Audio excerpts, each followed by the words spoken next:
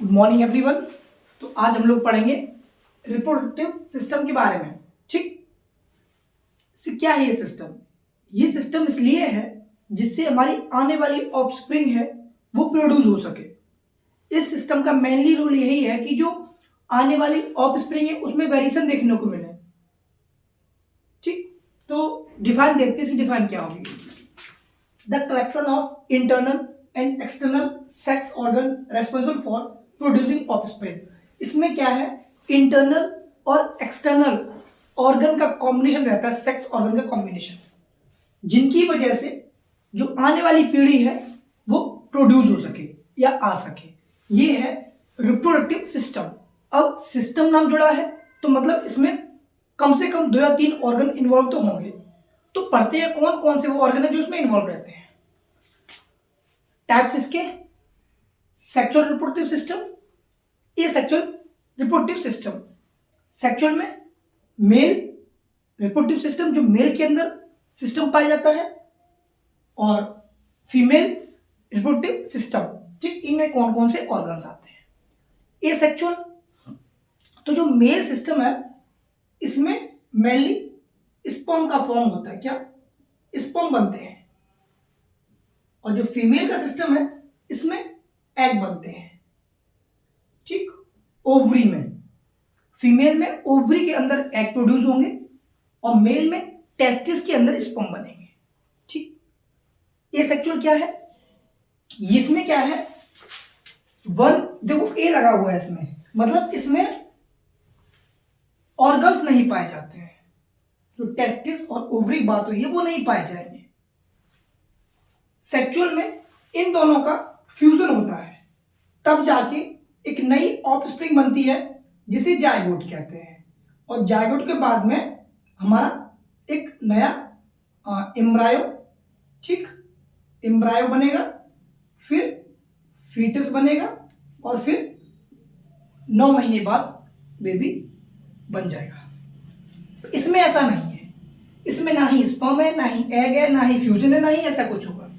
इसमें क्या है, एक पेरेंट बॉडी होगी, एक पेरेंट बॉडी होगी, वो ही अपने बॉडी को डिवाइड करके नई बॉडी क्रिएट करेगी जिसे ऑफस्प्रिंग कहेंगे।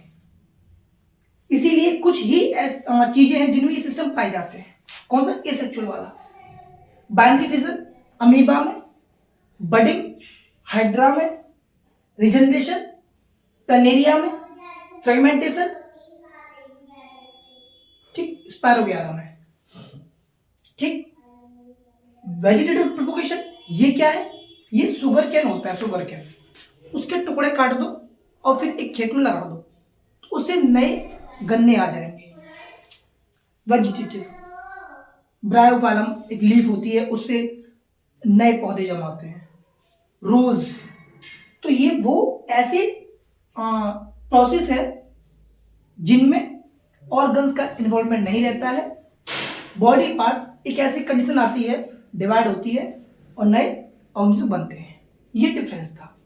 अब बात करते हैं मेल रिप्रोडक्टिव सिस्टम की।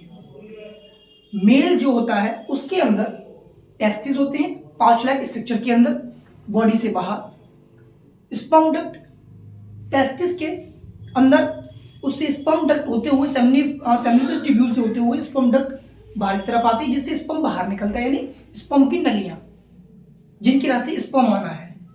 पेनिस, इजैकुलेशन के लिए, स्पर्म बाहर निकलने के लिए यूरिन वाला रास्ता है। तो ये तीनों ऑर्गन की वजह से ही स्पर्म बाहर आता है। ठीक, इसमें स्पर्म फॉर्म होगा या प्रोड्यूस होगा, ये रास्ता है स्पर्म को बाहर निकालने का, डक्ट। ठीक, ये पेनिस है जिससे स्पर्म एक्सटर्नल एनवायरनमेंट में आता है। फीमेल, इस सिस्टम में ओवरी होती है। ठीक, इस तरीके से स्ट्रक्चर रहता है। ठीक, यहां पे ओवरी होती है, इंटरनल में है, ये इंटरनल पार्ट, ओवरी होंगी दो, इनके अंदर एग बनेगा। तो सिंपल यहां एग बनता है। ठीक, फैलोपियन ट्यूब, ये फैलोपियन ट्यूब है, एग निकल के यहां आएगा, ठीक है। यूटेरस, जब फर्टिलाइजेशन हो जाएगा, एग यहां से आया, स्पर्म यहां से आया, और जब ये दोनों फ्यूज हो गए तो जायगोट बन गया। जायगोट यूटेरस जिसे गर्भाशय कहते हैं उसके अंदर सिचुएटेड हो जाएगा, और फिर मल्टीप्लीकेशन से, सेल डिवीजन से एक नया ऑफस्प्रिंग रेडी हो जाएगा। तो ये एक ओवरव्यू था कि रिप्रोडक्टिव सिस्टम में क्या पढ़ना है। क्लास 12th में और डिटेल में है कि स्पर्म कैसे बनता है, एग कैसे बनते हैं, कैसे फॉर्म होते हैं, पर ये class 10th, 8th, 7th, 9th तक सफिशियंट है। तो जब भी आप पढ़ो तो बेसिक ये है, इतना कवर कर लोगे तो वहां कोई भी एग्जाम है उसमें आप लिखाओगे। ठीक, आज के लिए इतना ही। अब मिलते हैं नेक्स्ट सिस्टम के साथ नेक्स्ट वीडियो में।